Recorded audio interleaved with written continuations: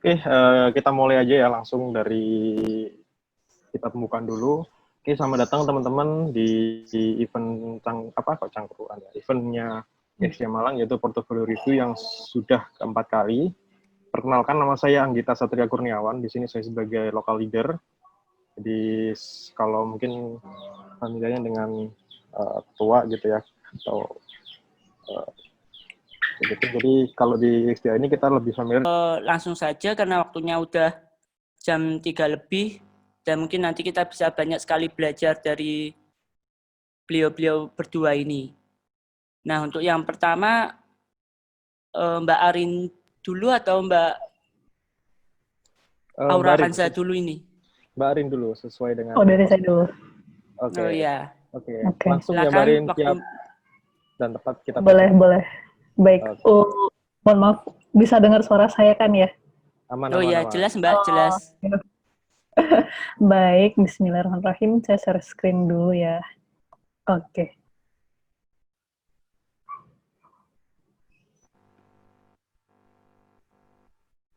Selamat sore semuanya. Assalamualaikum warahmatullahi wabarakatuh. Waalaikumsalam warahmatullahi wabarakatuh. Nah, ini video aja saya nggak perlu kelihatan, nggak apa-apa kan ya? Iya, nggak apa-apa Mbak, aman. Oke. Perkenalkan dulu ya, nama saya Arin Siska. Kebetulan sekarang lagi di jadi UX researcher-nya di Notflux. Mungkin udah genap 7 bulan ya di Notflux. Sebelum-sebelumnya dari Malang juga, banyak belajarnya juga dari teman-teman IXDA, tapi dulu sempat gabung di Indux juga sih. Nanti coba tanya-tanya Mas Anggit. Nah, terima kasih untuk kesempatannya hari ini. Jadi saya bisa sharing tentang salah satu UX study case saya yang saya buat waktu beberapa hari yang lalu sih. Sebenarnya UX study case ini itu dulu adalah challenge waktu saya tes ombak. Sorry ya. Maksudnya tes ombak ini coba masukin ke salah satu startup e-health di Indonesia. Kemudian mereka pengen tahu bisa apa yang bisa diredesign dari case mereka gitu. Cuma nanti ini saya modif jadi lebih general ya. Jadi gimana caranya kita untuk tahu case-case apa yang bisa kita ulik di telemedicine gitu. Mungkin kita mulai aja. Nah, di sini nanti saya akan ngobrol banyak soal apa yang mau dikerjakan dulu, kemudian activity UX planning-nya seperti apa, lalu gimana nanti untuk findings, apa yang ditemukan dan hasilnya, kemudian rekomendasi yang saya berikan. Oke. Nah, awalnya kenapa sih telemedicine gitu? Kalau misalnya kita ngomongin telemedicine, teman-teman pasti ngomongnya ke Halodoc, Halo Dokter, Halodoc, Klik Dokter, dan lain-lainnya. Tapi sebenarnya di Indonesia itu ada banyak untuk telemedicine sendiri. Nah, cuman pengertian telemedicine itu seperti apa sih? Nah, tapi kalau misalnya kita cek sekarang, kita ngomongin e-health dulu ya. Kalau di e-health itu orang-orang bisa terbantu ya dengan servisnya e-health karena kita dibuat lebih dekat dengan dokter. Yang dulunya ke dokter harus ngantri dulu, ambil nomor antrian, kemudian atau bahkan harus janjian dulu sama dokternya, tapi sekarang dari rumah kita bisa kontak-kontakan sama dokter. Nah, ini aktivitas kita jadi lebih efisien dan kalau misalnya di masa COVID kayak gini kan berarti kita lebih nyaman untuk stay safe sama stay healthy gitu. Nah, seperti yang saya tadi katakan, kita coba cari tahu dulu untuk definisi telemedicine. Kalau ternyata definisi dari telemedicine sendiri itu sudah ada di tahun 1970. Ini report dari WHO. Nah, artinya apa sih? Telemedicine itu healing in distance. Jadi, kita itu disembuhkan, tapi dari jarak tertentu gitu loh. Jadi kayak, long distance relationship, tapi ini long distance healing gitu. Nah, sebenarnya untuk telemedicine sendiri itu skupnya lebih luas lagi. Bisa bisa untuk penyembuhan yang kayak diagnosa, kemudian kalau di zaman dulu itu pernah juga antar dokter itu kayak kirim-kiriman gambar untuk memudahkan daerah-daerah terpencil yang nggak bisa akses ke rumah sakit gitu. Terutama di banyak report dari WHO itu di daerah seperti Afrika gitu. Tapi kalau di sini kita coba cek semua yang berhubungan dengan diagnosis, treatment, dan prevention dan injury gitu kan untuk dilakukan riset evaluation, tapi inti dari semua itu adalah untuk healing process. Tapi ada juga sekarang kita ngomongin telehealth. Telehealth itu mungkin yang lebih kita kenal sekarang ya, seperti Halodoc, Halo Dokter, Halodoc, kemudian Klik Dokter seperti itu. Nah, yang ini cakupannya lebih luas dan lebih mudah dimodifikasi gitu. Kayak provide a wide range of healthcare. Jadi kayak kita bisa nge-provide service-service yang berhubungan dengan healthcare seperti health information ataupun education service tentang healthcare sendiri. Nah, coba kita lihat ya. Yang di sini saya lakukan, pertama itu planning dulu. Saya coba plan untuk lakuin pre-research. Ini coba snowball sampling untuk survei dari personanya. Lalu saya coba kompetitor benchmark. Nah, kompetitor benchmark ini fungsinya adalah saya coba melakukan bird eye, jadi melihat kayak helikopter view-nya, kayak telehealth atau e-health itu seperti apa sih ekosistemnya di Indonesia. Kemudian dari situ kita coba define hipotesis. Pertama, define persona sama problemnya apa. Kemudian saya coba explore. Explore ini melakukan in-depth interview dan coba ngevalidate problemnya lagi. Nah, prototype pertama saya berupa user flow, tapi ini nanti lebih kayak ke user journey ya. Kemudian ada sitemap juga untuk mapping fitur-fitur yang akan di-develop, kemudian high fidelity-nya. Oke, kita mulai dari yang pertama. Nah, ini nih landscape e-health startup di Indonesia. Mungkin beberapa teman-teman kenal atau mungkin beberapa belum kenal ya. Ada telemedicine sendiri, Klik Dokter, Halo Dokter, Konsulah mungkin ya. Kemudian ada juga yang digital pharmacy. Ini closed door pharmacy, istilahnya seperti itu. Ada GoApotik, Kalbestore, Kalcare, Lifepack, itu yang baru.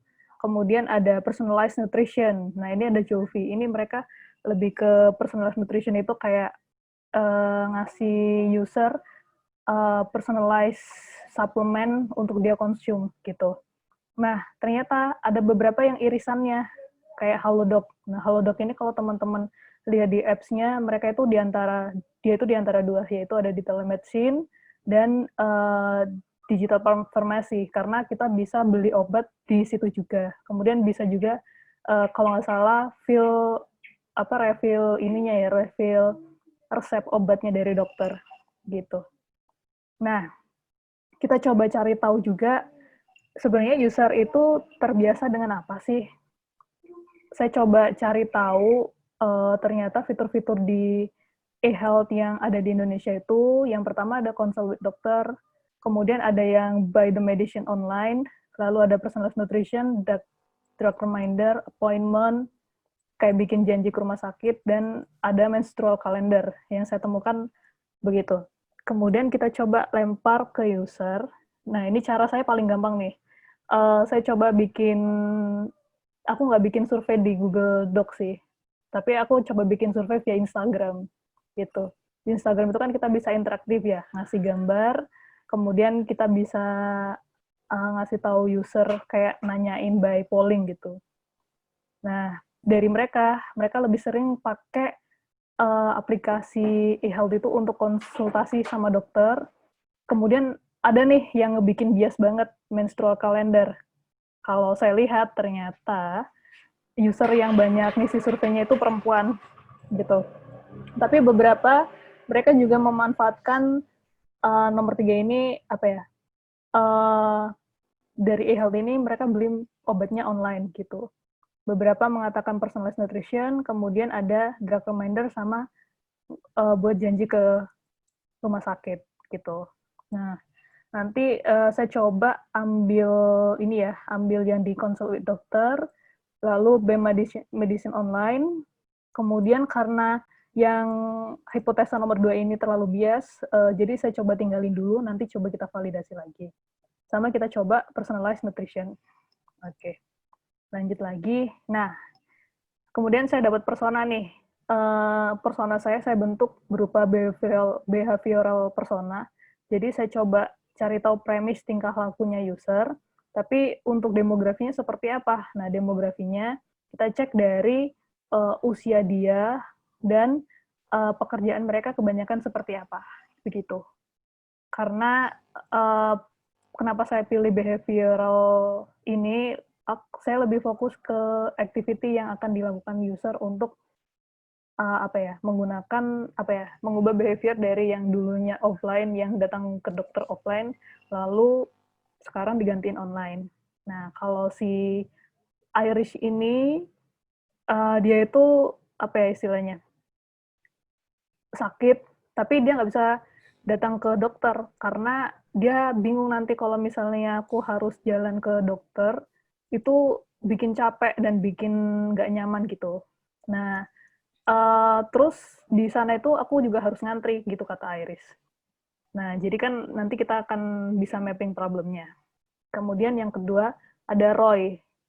Roy ini dia itu kebiasaan beli barang online. Jadi aktivitas kayak shopping dia itu udah kerubah jadi mindset online. Kemudian dia ini istilahnya, kalau misalnya mau beli obat ataupun mau periksa itu, dia selalu ngecek ini trusted apa enggak sih. Terus kalau misalnya mau beli obat secara online, apakah tokonya itu udah approved atau belum gitu kan. Terus karena dia kerja di industri juga, dia punya asuransi kan. Nah, dia suka pakai asuransinya untuk masalah kesehatan atau untuk beli obat. Seperti itu. Nah, di dua user ini dia punya masalah yang berbeda.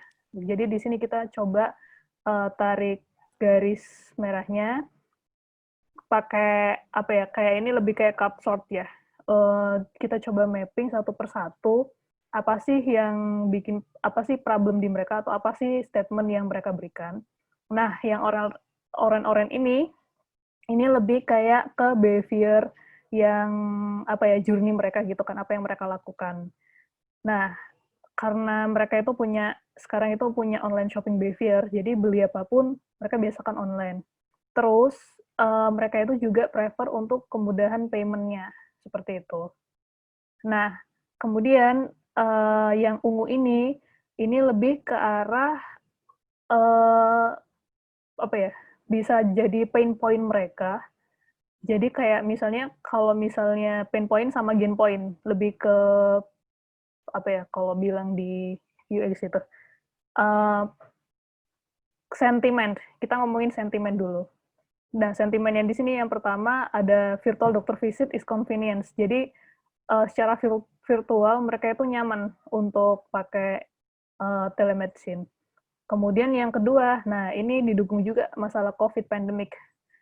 Nah, untuk masalah COVID pandemic ini, kayak mereka itu kan, kalau kita misalnya datang ke rumah sakit atau datang ke dokter, itu kan belum tentu bisa. Jadi, kayak kita itu perlu akses ke healthcare, tapi gimana caranya? Kalau misalnya datang ke rumah sakit kan belum tentu aman juga. Jadi, ini sangat membantu untuk mengakses healthcare-nya.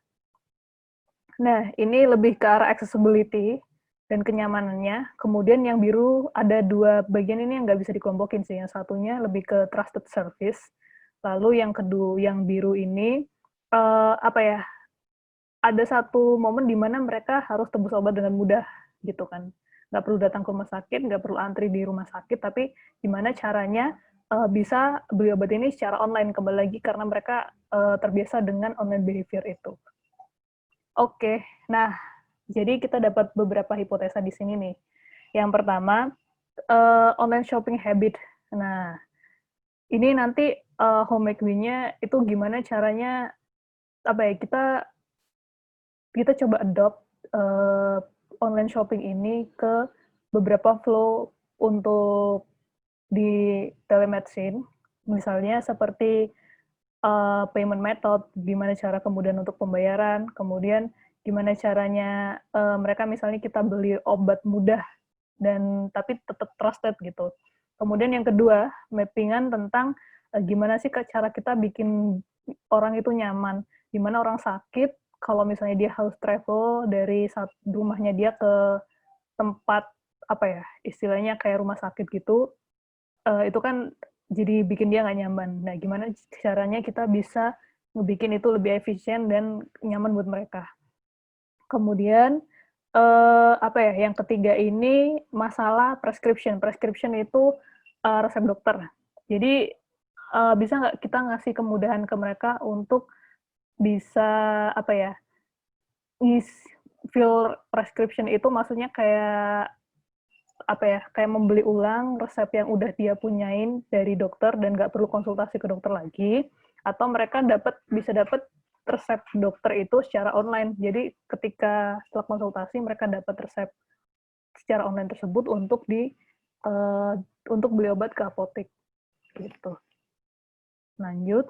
Nah, mohon maaf ini saya coba masuk ke sini ya. Oke, masih kelihatan layar saya? Masih nggak? Masih kelihatan, Mbak.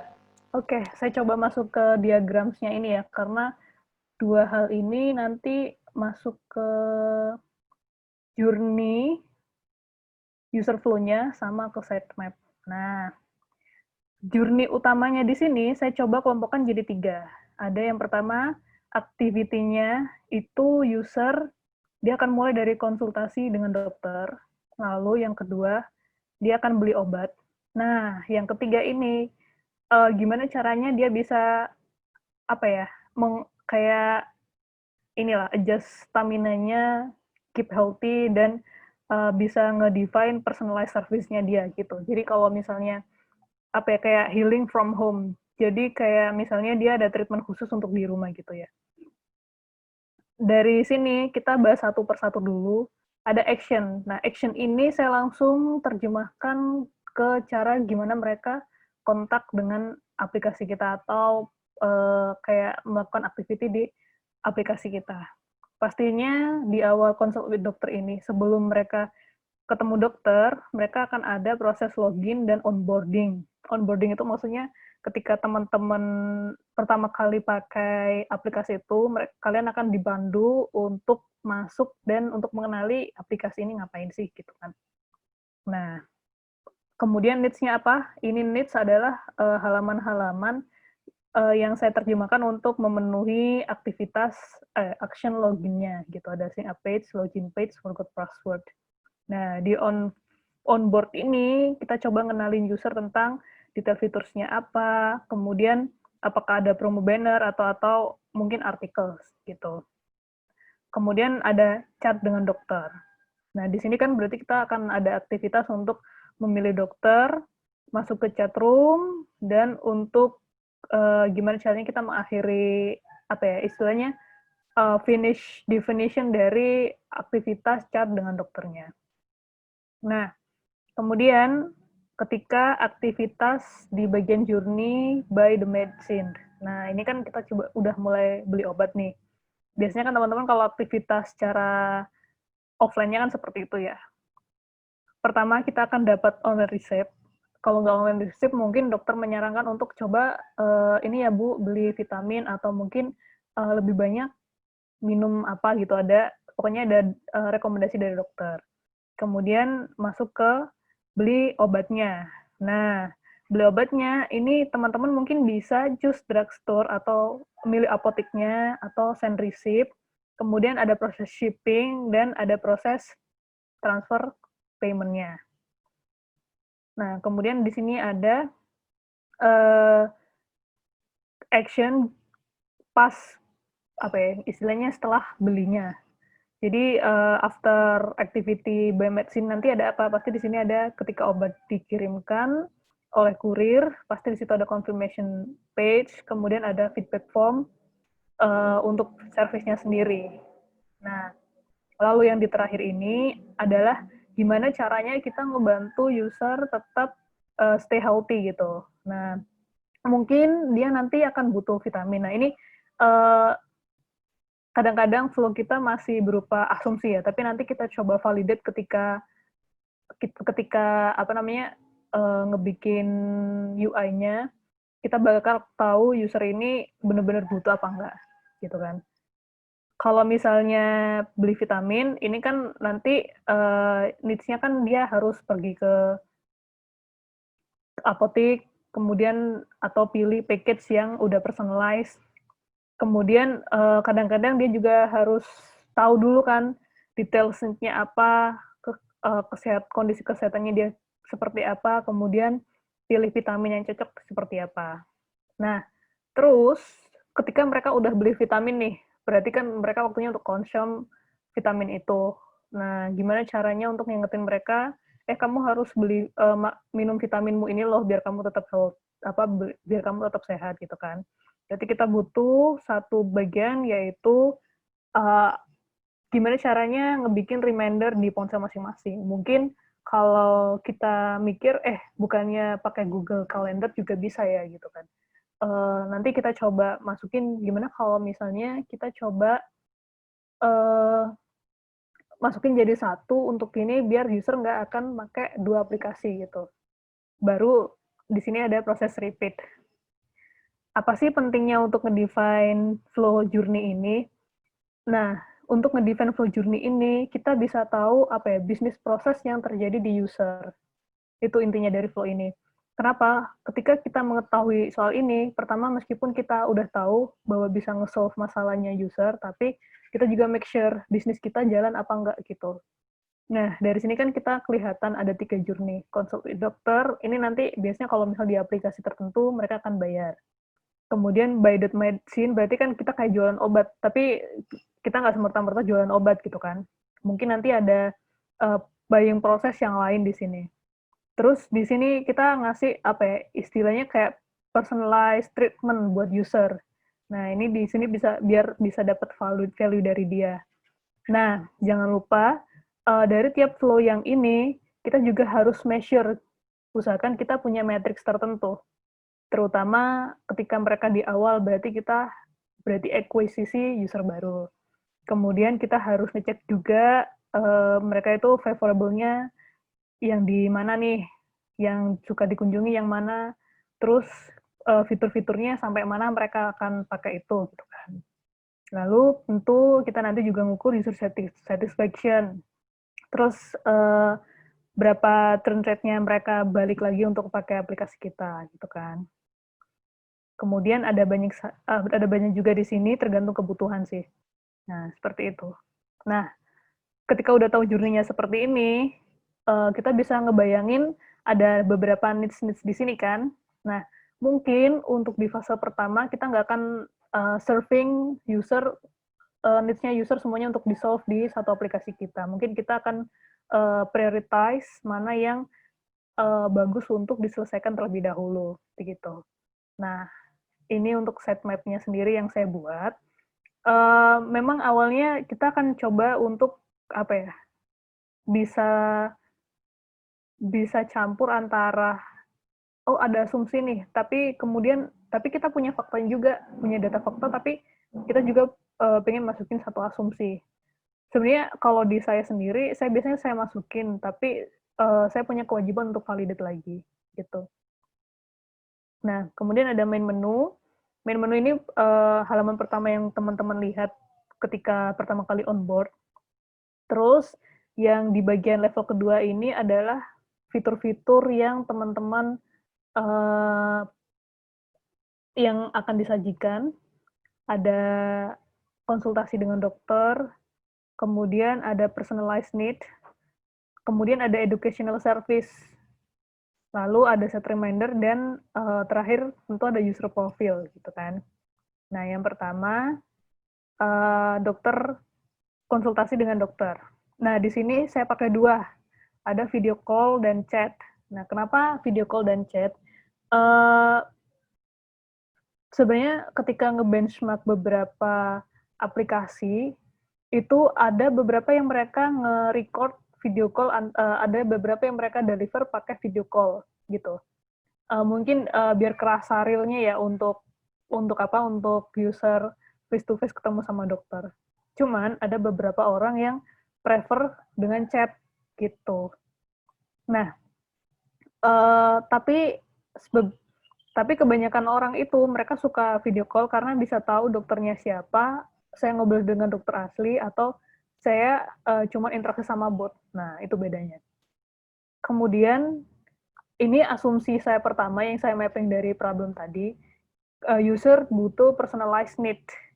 Personalized need-nya berupa apa? Yang pertama ini prescription redemption atau tebus obat, sama kita coba masukin personalized supplement atau nutrition.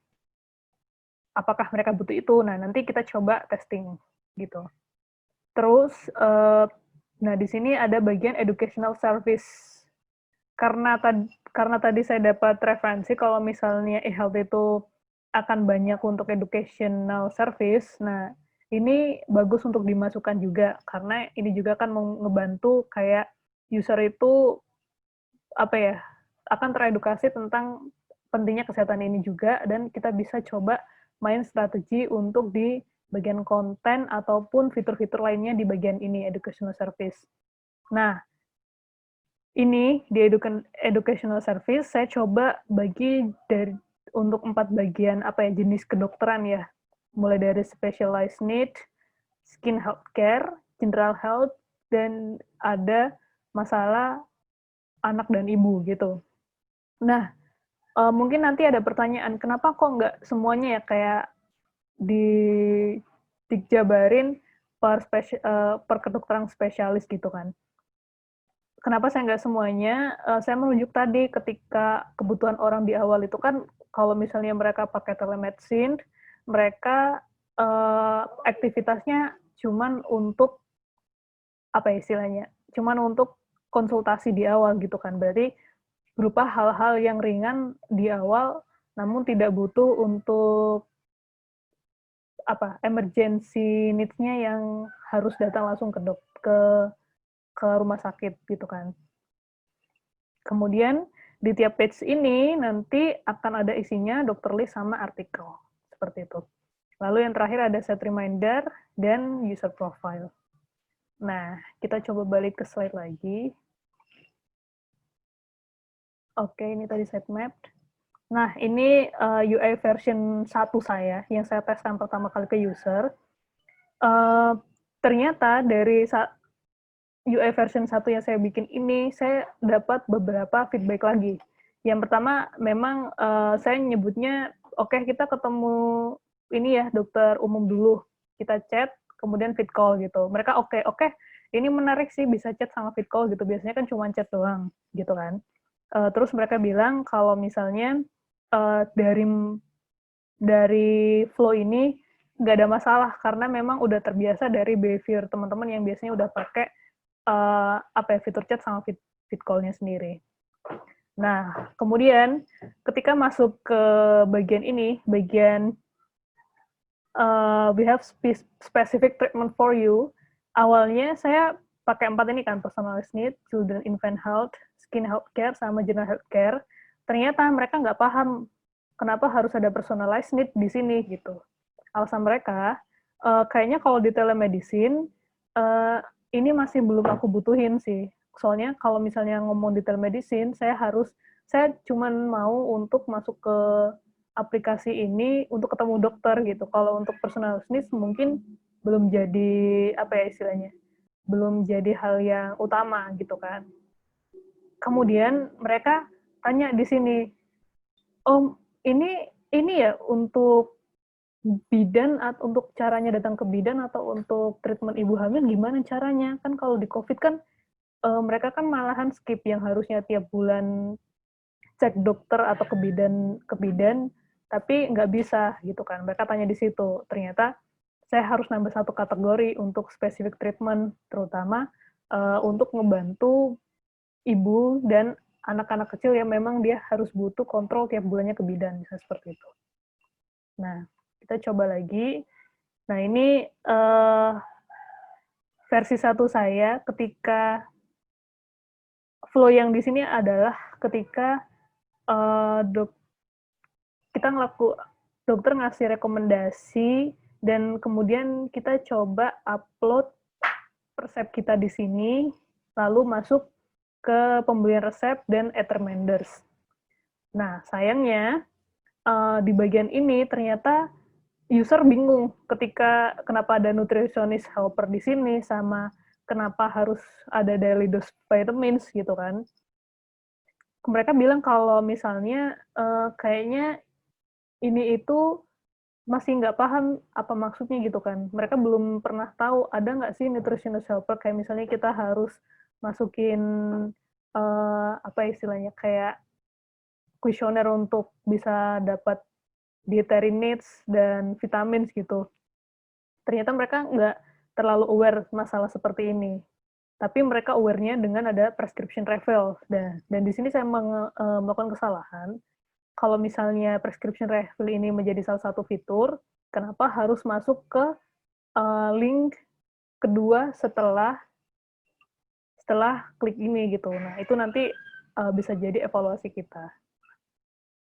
Wait. Oke.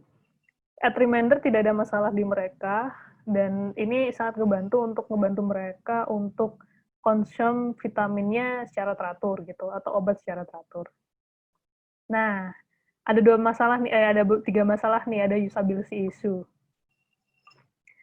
Ternyata di desain saya pertama itu, user itu nggak ngerti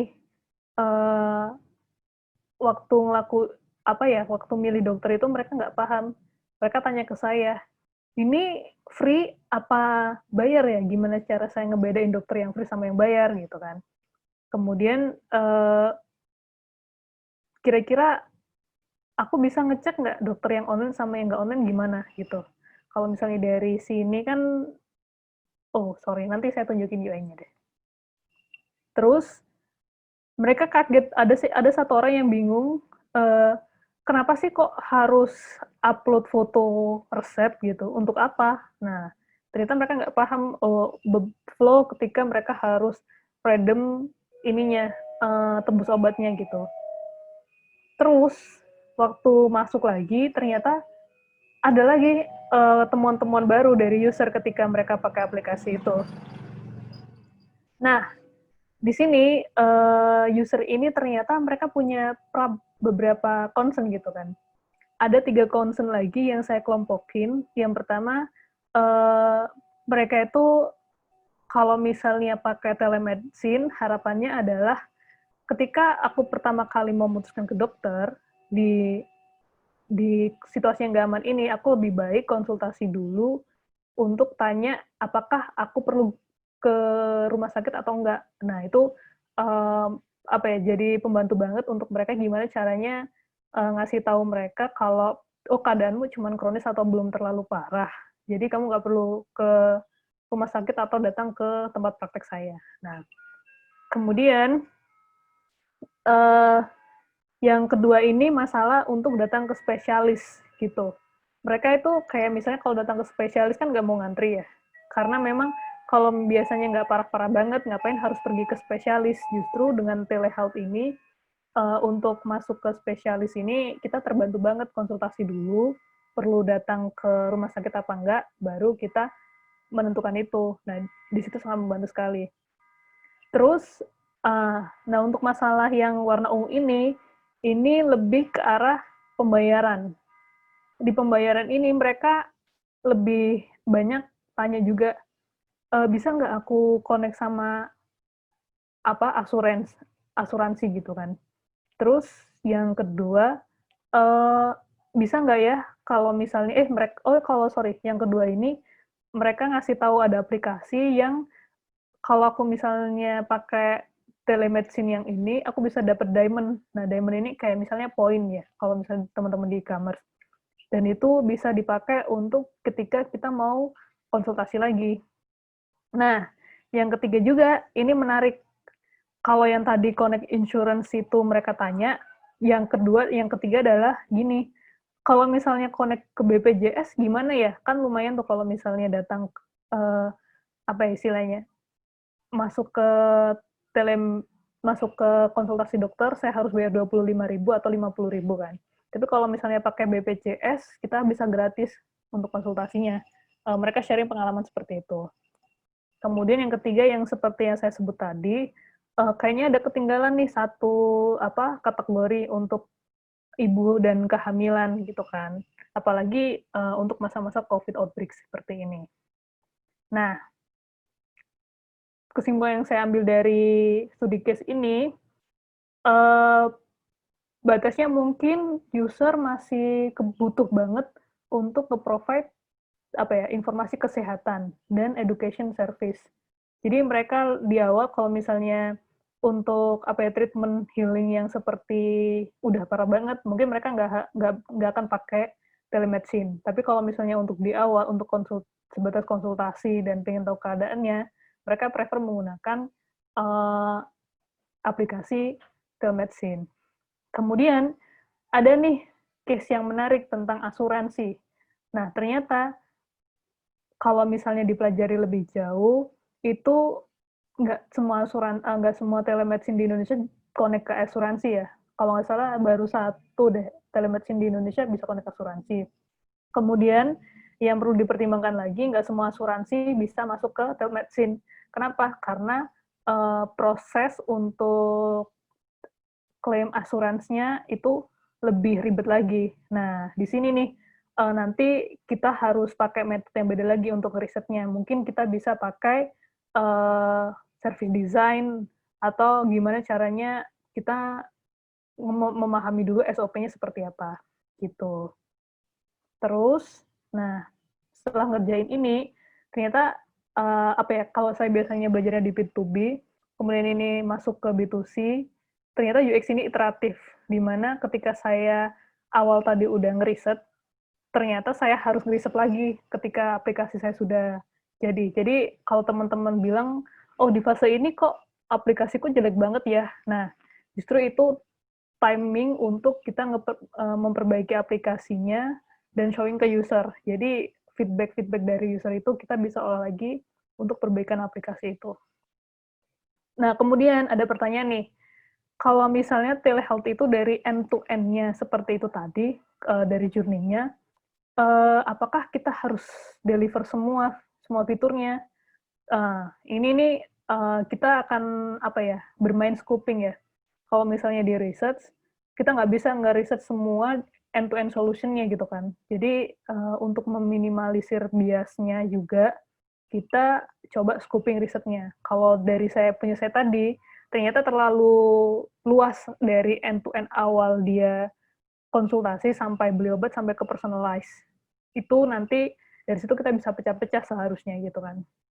Terus, nah di awal tadi itu, kenapa sih saya nambahin ada telemedicine, ada telehealth, dan ada report dari WHO. Nah, ternyata kita perlu tahu juga bird eye-nya atau helicopter view-nya dari service-service telemedicine itu, biar kita bisa tahu istilahnya.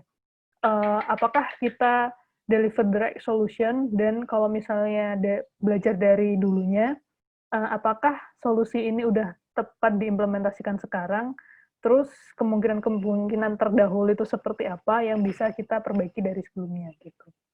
Terus jangan lupa juga kita ngebaca trennya seperti apa. Selain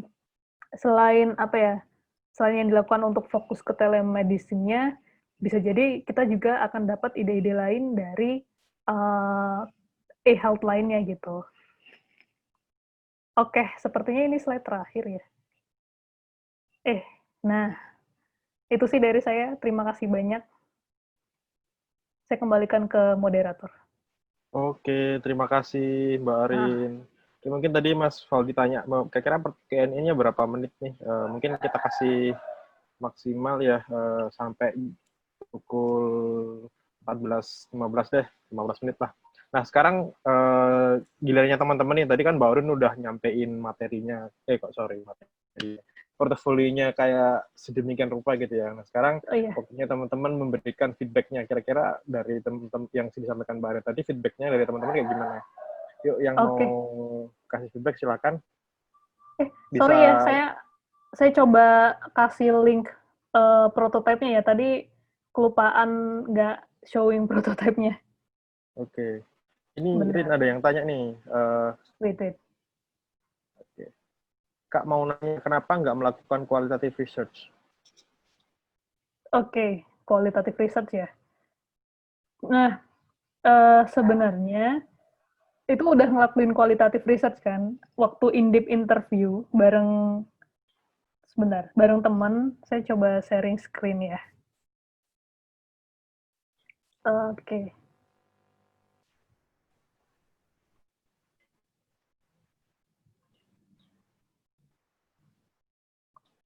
Nah, di bagian waktu nge-define persona ini, yang saya lakukan adalah ngelakuin IDI, in-depth interview. Jadi saya coba, pertama emang snowball sampling ya ke teman-teman yang udah ngejawab, kan kita tahu nih si A, B, C yang udah ngejawab gitu kan.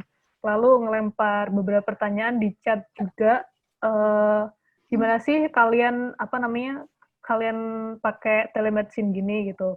Nah, setelah itu aku chat sendiri personal gitu kan, boleh ngobrol nggak gitu. Nah, dari situ dapat beberapa insight. Nah, insight-nya itu saya langsung masukin jadi persona ini gitu.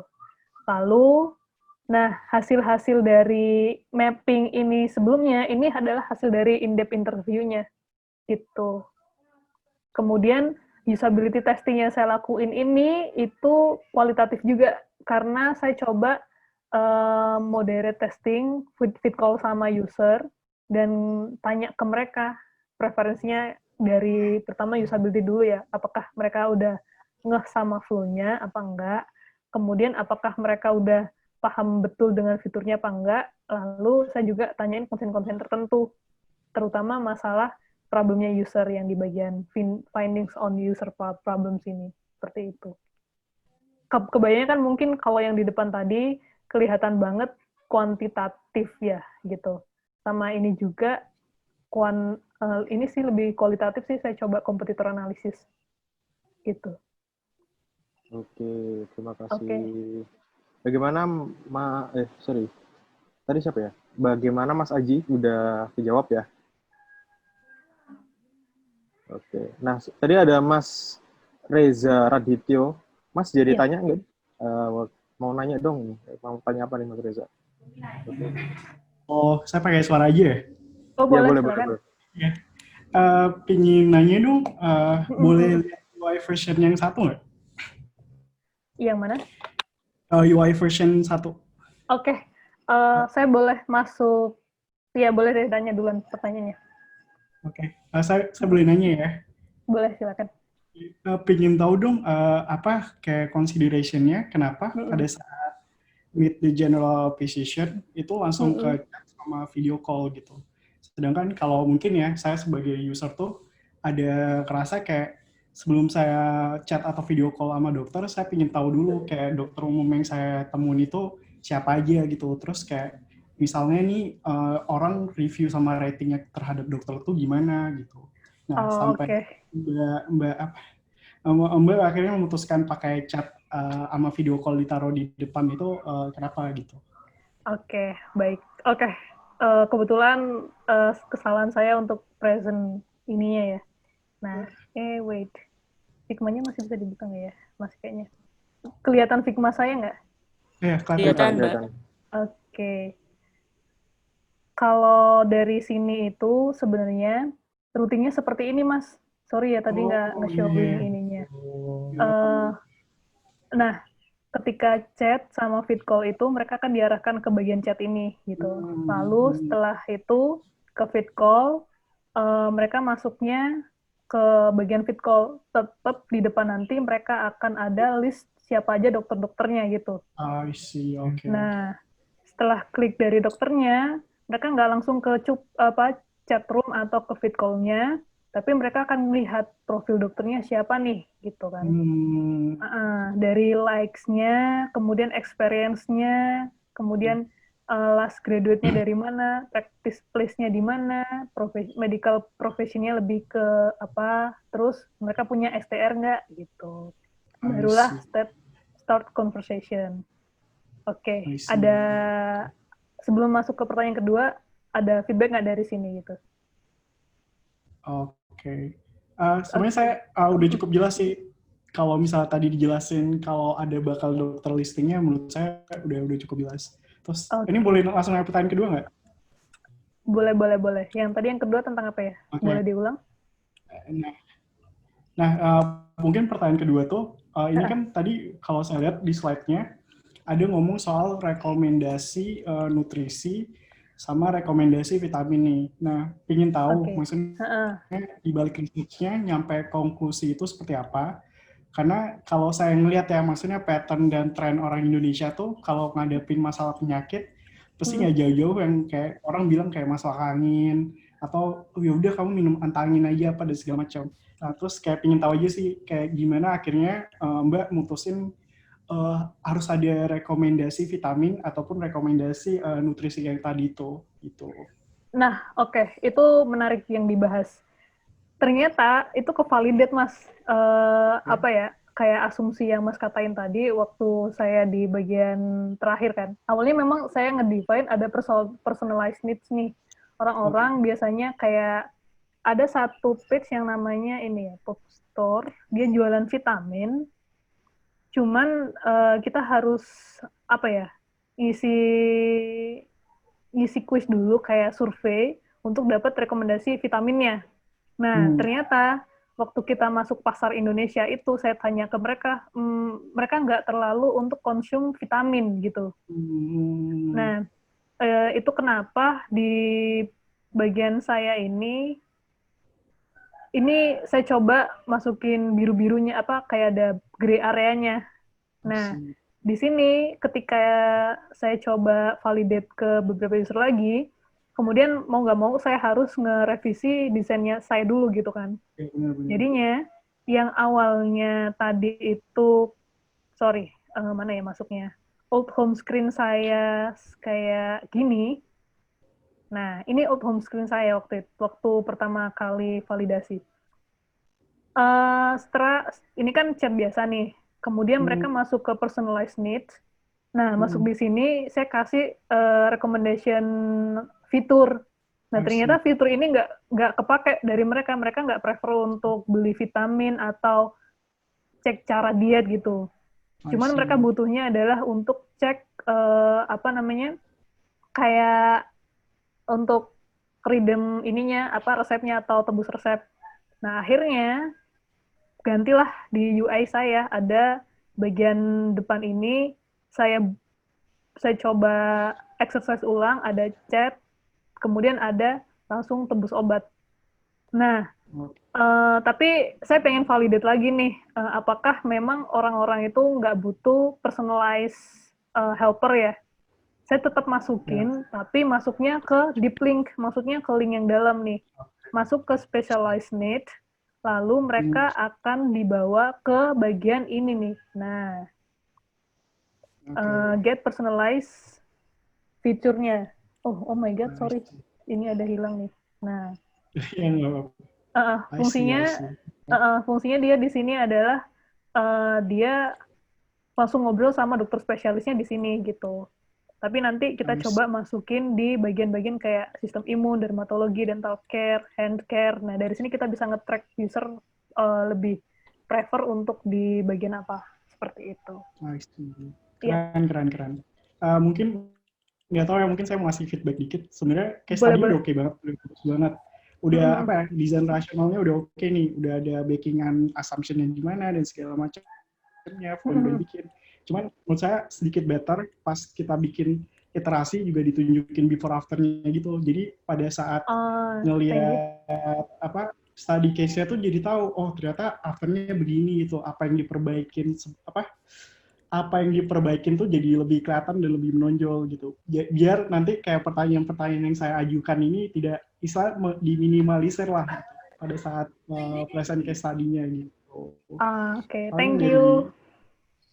Yes, paling dari saya itu aja. Tapi menurut saya ini keren banget sih. Ini salah satu case study yang cukup lengkap banget lah, saya bilang gitu. Thank you. Thank you ya, Mas. Oke. Bentar, saya mau balik ke chatnya gimana nih? Oke, ini ya. Wait. Oke, lanjut ya. Ini Rin, ada pertanyaan dari Farid. Nah, Kak mau tanya, untuk melakukan screening user gimana dan cara agar user mau jadi partisipan dalam user insight agar hasil tidak bias, serta cara menentukan hasil insight itu bias atau tidak dan bagaimana cara menanganinya gitu. Oke, satu-satu ya. Ini poinnya banyak nih. Menentukan screening user gimana. Oke. biasanya kita punya ini ya, apa kayak kuesioner gitu. Dari situ kita bisa tahu jawaban user. Nah, kita bisa ngefilter nih, kalau misalnya ada demografi, di kuesioner itu ada demografi, kita bisa mapping juga demografi yang udah sesuai sama persona kita, yang mana gitu. Terus dari jawaban dia ini kira-kira yang kayak paling dekat sama asumsi kita apa enggak. Nah, itu bisa kita pakai survei itu. Terus dan cara agar user mau jadi partisipan. Nah, ini agak susah emang. Kalau saya dulu itu pernah seminggu harus rekrut user dan pernah juga kayak gonta-ganti user kan. Biasanya kita harus punya apa istilahnya? Ini kayak mereka dikasih reward gitu kan. Kayak kalau misalnya di beberapa survei itu kita kasih juga kayak keterangan nanti apakah kamu mau ini dihubungi untuk melakukan survei berikutnya gitu. Kalau misalnya dia mau, berarti nanti ketika kita telepon, nanti dia dikasih tahu objektifnya untuk apa, lalu mereka akan dapat keuntungan apa gitu kan. Terus menentukan hasil user insight itu bias atau tidak. Nah, ini nih. Ini emang challenge banget untuk nentuin hasil user insight-nya. Cara yang mungkin paling mudah dilakukan adalah kita card sorting, kayak yang beberapa saya lakukan tadi di slide. Wait. Share screen saya di mana ya? Oh, ini.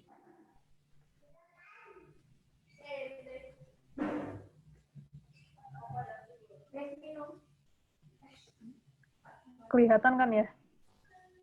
Kelihatan, Mbak. Oke, nah di sini ini sebenarnya ini metodenya card sorting gitu. Kita coba tulis semua insight-nya user, lalu kita coba sort satu-satu, mana yang sama, mana yang satu frame kita kelompokin. Nah, nanti di tiap card sorting ini baru kita tulisin satu-satu insight-nya. Misalnya insight yang di bagian ini apa nih, terus insight yang di bagian ini apa gitu. Nah, itu bisa ngebantu kita untuk mencari tahu insight yang ada apa aja gitu kan. Nah, terus untuk scooping-nya lagi nanti kita coba make priority-nya mana dulu nih yang effortnya bisa dikejar duluan atau mana dulu nih yang urgensinya emang butuh di-solve seperti itu. Ada lagi nggak yang ketinggalan pertanyaannya? Ini kenapa masuknya ke sini ya?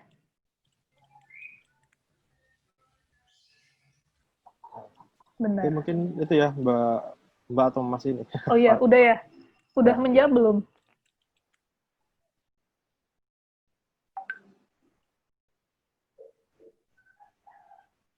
Halo, apakah sudah menjawab? Oke. Udah, oke, lanjut ke pertanyaan selanjutnya. Ada Mas Aji nih mau nanya lagi untuk peserta UT-nya, apakah ada peserta tertentu? Mirip kayak tadi sih. Harusnya kayak pertanyaan dari Mbak Faridna ya. Istilahnya kita udah punya persona gitu kan. Berarti usability testingnya nggak boleh jauh-jauh usernya dari personanya gitu. Kemudian kalau pas usability testing, saya menghindari orang-orang yang background-nya adalah product manager, kemudian UX researcher, UI designer. Nah, itu nanti jadi bias di kita. Malahan kita nanti dapat saran, ini flow-nya harusnya gini nih. Ini ikonmu salah nih, warnamu salah. Nah, padahal yang pengen kita tahu adalah kayak user awam ini harusnya bisa nggak sih pakai aplikasi kita. Terus missing point-nya ada di mana. Terus ada nggak insight lain yang bisa digali, kayak needs-nya mereka itu lebih kemana sebenarnya. Jadi lebih natural ketika kita ketemu user-user yang di luar scope background itu, gitu. Oke, siap-siap. Bagaimana Mas Haji menjawab ya? Halo, oke. Lanjut ke pertanyaan berikutnya. Sebelum bikin persona, ada semacam persona, bullshit. Nggak, apakah ada proses iterasi dalam validasi persona, Kak? Oke. Iya sih, kadang-kadang maksudnya persona bullshit ini kayak kita ngebikin personanya berdasarkan asumsi kita, gitu. Nah, ini tuh kayak apa ya? Kalau misalnya kita berdasarkan asumsi kita, mau nggak mau kita harus testing ulang. Justru yang jadi pengalaman saya itu ketika saya harus ngarang persona itu nggak bisa gitu loh. Karena tiap produk itu mereka itu unik. Jadi mau nggak mau minimal harus ngelakuin apa ya, gerilya riset kayak nanya-nanya ke orang, misalnya 3-5 orang gitu untuk tahu preferensi mereka seperti apa, kemudian kayak apa ya, ngetahuin behavior-nya mereka kayak gimana, kayak gitu. Justru malah kalau misalnya kita ngebikin persona bullshit atau mungkin persona yang full asumsi itu malah agak susah gitu. Justru harus riset dulu sih menurut saya. Nah, proses iterasinya ada. Kalau misalnya kita ngomongin produk jadi ya, kita bisa nge-tracking dari ini sih, dari analytics-nya. Tapi kalau misalnya produk kita baru konsep kayak gitu, paling mudah mungkin kita bisa survei pertanyaan-pertanyaan yang menurut kita butuhin, atau mungkin kita coba deketin satu orang untuk testing, nanya-nanya mengenai konsep kita gitu. Oke. Iterasi pasti ada. Oke, satu pertanyaan terakhir ya dari Mbak Anastasia Fitri. Izin bertanya, Kak, platform yang biasa digunakan untuk share UX study di mana ya? Terus biasanya menggunakan tools apa untuk layouting? Lalu berapa lama waktu dibutuhkan untuk menyelesaikan satu case study? Terima kasih. Oke, sebentar satu-satu. UX case platform yang digunakan untuk share UX case study ya. Kalau misalnya saya PDF udah cukup sih sebenarnya. Cuman biar bisa ke tracking orang dimasukin Medium boleh itu. Terus atau kalau misalnya masuk ke Dribbble mungkin di UI bagian di UI-nya ya. Terus tools layouting-nya saya kebiasaan pakai Figma sih. Tapi ada Adobe XD juga ya. Tapi menurut saya yang paling gampang pakai Figma karena pakai dibuka di browser bisa. Terus layouting lain sebenarnya kalau mau lebih ini sih bisa pakai Webflow, tapi enggak sih. Mending yang free-free aja kayak Figma gitu. Atau XD juga ada free-nya ya, Mas Anggit? Iya, betul. Lalu berapa lama waktu yang dibutuhkan untuk menyelesaikan satu case? Nah, ini bergantung. Apa ya, kalau kita pakai framework kayak misalnya desain sprint, gitu mungkin bisa di sprint seminggu ya, berarti 5 hari. Mulai dari proses yang pertama mungkin ideate, define, kemudian sampai yang terakhir testing. Nah, kebetulan yang saya kerjakan ini fully untuk ngedesain UI-nya itu sekitar 3 hari. Cuman waktu ngeriset itu, ya karena saya orangnya lebih suka deep dive ke risetnya, saya lakuin sekitar 1 mingguan lebih, gitu sih. Tapi karena memang ada kesibukan lain ya, saya cuma bisa ngeluangin waktu mungkin sehari 2 jam gitu. Yang lama mungkin di weekend, Sabtu Minggu itu bisa 5 jam. Nah, tergantung dari teman-teman atur waktunya sih. Tapi kalau misalnya pengen kayak pakai desain sprint gitu, itu lebih enak seminggu selesai gitu. Oke. Biasanya emang kalau rekrutmen gitu 1 minggu ya? Iya, rekrutmen 1 minggu. 4 hari waktu itu sih saya ngebikin risetnya doang sih. Riset depannya doang, tapi belum sampai ke bagian sitemap waktu itu. Oke, terima kasih Mbak Rin sudah disampaikan dan teman-teman juga udah nyampein feedback-nya. Terima kasih, sangat insightful sekali kata teman-teman gitu ya.